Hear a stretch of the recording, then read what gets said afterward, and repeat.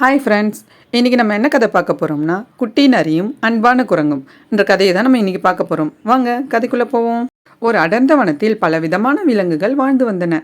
அங்கே மீனா என்ற ஒரு குட்டி நரி வாழ்ந்து வந்தது. ஒரு நாள் மீனா விளையாடி கொண்டிருந்த போது வேட்டைக்காரன் ஒருவன் வைத்திருந்த இரும்பு பொறியில் அதனுடைய கால் மாட்டிக்கொண்டது. எதிர்பாராத விதமாக விளையாடி கொண்டிருக்கும் போது பொறியில் சிக்கிக்கொண்ட மீனா எவ்வளவு முயன்றும் பொறியிலிருந்து வெளியில் வர முடியவில்லை. வலியாலும் பயத்தாலும் அது சத்தமாக அழத் தொடங்கியது.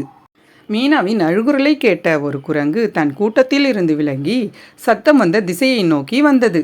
பொறியில் மாட்டிக்கொண்ட நரிக்குட்டியை பார்த்ததும் குரங்கின் மனம் இலகியது.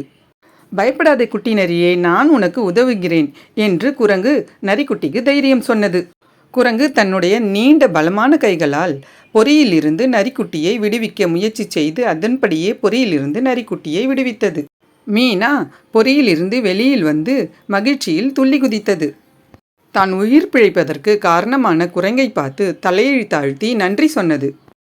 அன்று முதல் குரங்கும் நரிக்குட்டி மீனாவும் நெருங்கிய நண்பர்களாக மாறினர். ஒரு சிறிய விலங்கான நரிக்குட்டி மற்றொரு விலங்கான குரங்கின் உதவியால் உயிர் காப்பாற்றப்படுவதே இக்கதை.